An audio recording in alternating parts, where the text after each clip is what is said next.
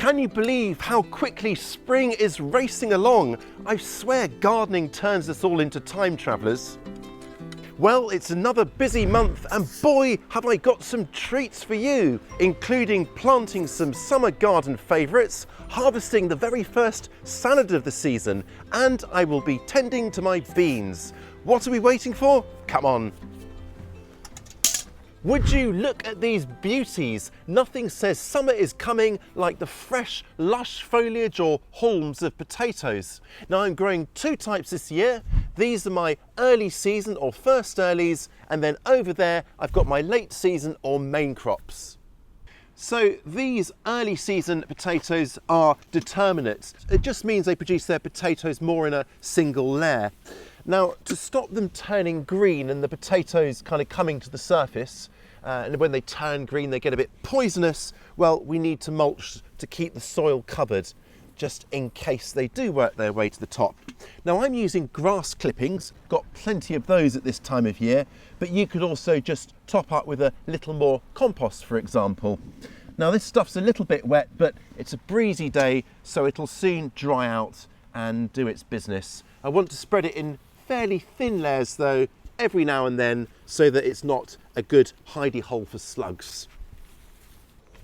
My main crop potatoes are what we call indeterminate, which means they'll form their tubers at a greater depth and they'll just produce more generally. So to help that along, I'm going to do what's called hilling or earthing up of my potatoes. And that just means drawing up the soil around the stems to create more volume for those potatoes to grow into. Now, I'm doing this now and I'll probably do it maybe one more time in a couple of weeks once the foliage has got a bit taller. That looks pretty pleasing, doesn't it? Lovely clean ridges there. These are off to a really strong start. I'm pleased with that. You may remember I planted these fava beans or broad beans last month, and well, they're really settling in nicely. Now, they'll grow and they'll support each other as they do that, but the ones at the edge are likely to flop over, and that could snap the stems or drag the pods at ground level into the mud, which could then attract slugs and they could get nibbled or rot away or something. So we now need to add some supports. And to do that, I've just got shorter canes like these. I'm going to put one in each corner and then one at the side as well. There we are, they're all in, and now the next job is to put some string line along horizontally, and I'm setting the first one about a foot or 30 centimetres up from the ground level. So tie it onto corner post and then let's just kind of weave it around like this so it's nicely taut and in place. And there we have it. The second row is about, again, another foot or 30 centimetres above the first. I'm not going to win any prizes for neatness, but it's got the job done. All I need to do now is just tuck in stems as they come out of the string lines to keep them inside. And that simple act will keep them growing straight up and make picking a lot easier too. One more tip with your fava or broad beans is to pinch out the very tips, the top growing points, once the beans are in full flower. What this will do is give black bean aphids fewer places to land. And as an added bonus, you can eat those pinched out tops. They're great in salads or lightly steamed, a bit like spinach. Late spring into early summer is a time when many pests appear for the first time, such as these rose aphids here on my rose. Now, roses are often a canary in the mine, some of the first plants to get pests. As well as aphids of many different types, there are whitefly, flea beetles, rosemary beetles, asparagus beetles, sawflies, you name it. Check your plants often for a sign of any pest attacks and act quickly if you spot any problems. Now, you can hand pick off pest caterpillars or squash aphids like I'm doing here, or blast them off with a strong jet of water. And keep plants generally well watered so they grow strong and can better resist an attack. Be as thorough as you can, but if you miss a few, well, don't worry too much. It's good for the insect-eating birds, and they're really out in form today, tweeting all around me. one of the joys of being in the garden at this time of year. Row covers of fleece or insect mesh are your friend. Use them to cover up susceptible plants like carrots to protect them from carrot fly, or radishes like these here to keep the flea beetles off. With summer looming, it's time to pull out or dig up the last of the overwintered crops such as sprouting broccoli and Brussels sprouts. We need the space to get in some new crops that will start harvesting in a few more weeks' time. Now these are my rather kind of mangled looking overwintered broccoli plants, and these are going to come out now to make room for some zucchini or courgettes, as well as some nasturtiums that will kind of spread out from under them to add a welcome blast of cheer. Don't forget you can use the garden planner to plan your space and effectively rotate your crops so you're getting the most from each spot and not growing the same things in the same patch of ground year after year. Very handy for that. A lot of these overwintered crops, once they've been in the ground for many months, have these really gnarly, thick stems that will take a little while to rot down, but you can help things along by just stabbing at them or cutting them up into smaller pieces before you add them to your compost heap. Look at this one.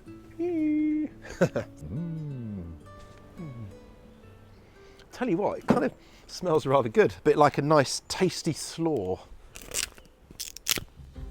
There's nothing, absolutely nothing wrong whatsoever with buying in ready-to-go plugs or plants like these. Now, for warm season crops like tomatoes or peppers, this can be a real lifesaver because it means you can grow a greater variety and just either buy them in from the local garden centre or nursery or get them delivered by post. Now, when you take delivery of them, they're going to often be a bit dry and mangled. Don't worry, they'll soon get into a good shape. Soak the root balls in a bucket of water if they're really dry, then get on and either plant them into their final positions, or if it's a warm season plant like say a chili pepper, pop them up and grow them on until they've recovered a bit and it's a bit warmer outside. Check for pests as well and remove any that you find. You will find that these often mangled looking plants soon recover and perk up within a few days, ready to go. A great option for mail order plants are eggplant or aubergines. Now in a cool season climate it's too late to sow them now, but these plants here, which I sowed towards the end of winter, are about the size you'd expect them to be now if you were to order them online. These guys love it really, really warm, so I think sometimes getting a head start by mail order isn't a bad idea, especially if you don't have all the kit like a heat mat or grow lights. And once you get them, well, I'm just going to pot them on to keep them growing on nice and healthily. And I'm just using a normal all-purpose potting mix. Now these guys are going to get the absolute sunniest spot in the greenhouse here, so that I can hopefully get myself a good crop. And then once they start to flower, maybe in another month and a half's time, then I will start feeding them with a liquid tomato feed that is high in potassium to encourage more flowers and fruits. I've always struggled a bit with eggplant or aubergine, but I'm kind of optimistic this year because we've got good strong plants already and plenty of the summer still to come. I may need to support them as well with a little bit of bamboo cane just to keep them upright and hopefully protected from flopping under under the weight of all those glorious fruits. I found that grafted plants work really well. They give a lot more vigour to your plants, and for pernickety customers like these eggplant or aubergine, they can really, really help. While we're in here, allow me to cast my mind back to a few summers ago when I used straw bales to grow my tomatoes and other plants in this corner of the greenhouse here. Now this year I'm just going to grow them straight into the beds, as you can see here, but straw bales offer a number of advantages if you can get hold of them. Bales act like raised beds by raising up plants closer to waist level, which means less bending and a convenient height for tending your crops. They're arguably easier to manage, because their sizable volume acts like a sponge, soaking up and holding on to moisture for longer, which means you can get away with watering a lot less often than if you were growing the same crops in containers. Bales can be picked up fairly cheaply and they are easy to prepare or condition ready for planting. But do get on and do this quickly because time is running out, because they need that time to condition before you plant. Now, we've done a video on this which I will link to below. If you've watched it and you've tried growing in straw bales before, then do drop me a comment below to let me know how you got on with it.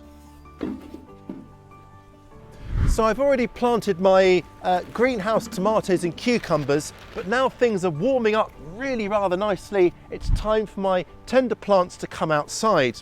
Now these guys have been hardening off or acclimatizing to outdoor conditions over the last 10 days or so. And with milder nights now forecast, well, it gives me the green light to get them in. Now I've just added some really well rotted manure into this bed. It's been lying around for about a year, so it really will be not too fresh. And I'm just going to plant 2 zucchini or courgettes into the bed here. Now that might not look like much, but believe me, these guys will put on masses of foliage and really fill this space and dominate this part of the garden in probably as little as a month's time.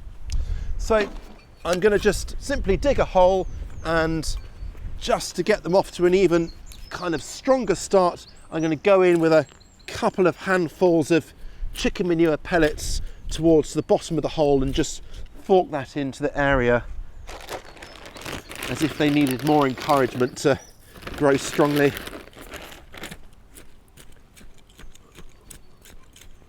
That should do it. And pop our plant out. Look at those roots, they're absolutely gorgeous and so strong. Lovely.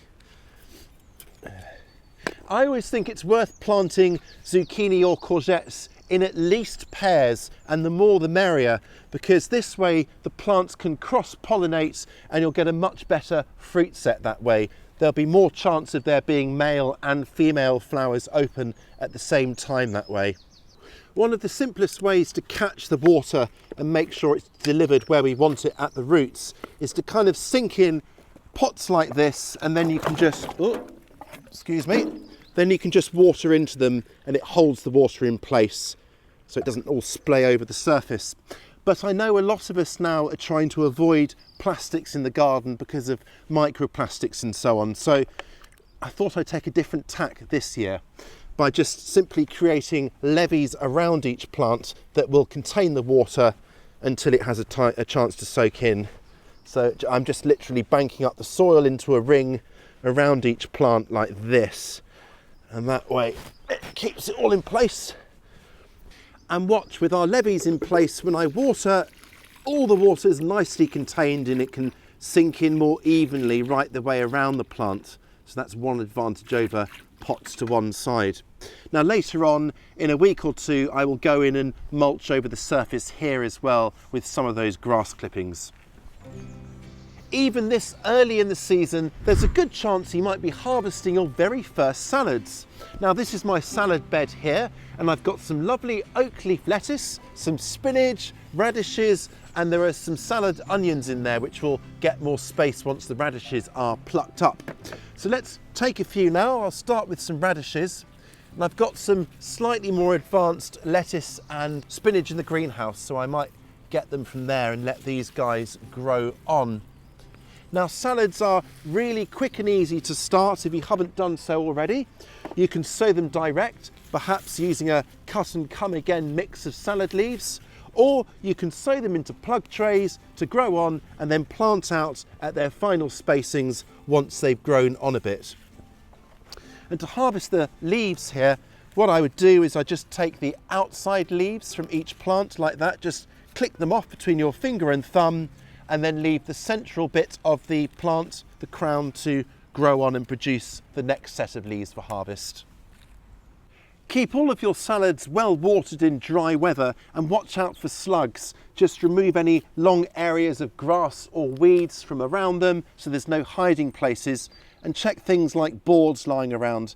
you'll often find some slugs there. You can also set up slug traps towards the edge of your plot to lure them away from your actual growing areas. Weeds are sneaky little so-and-sos, so don't let them take advantage of your patience and good nature. Get on top of them and show them no mercy. I think I've said it many times before, but a few minutes spent every week just going out with the hoe or hand picking weeds will really pay dividends later on. If you're using a hoe, then just keep the ground moving like this and weeds will never even get a look in to establish. Now try to do your weeding on a slightly breezy day like today, and if it's sunny, even better.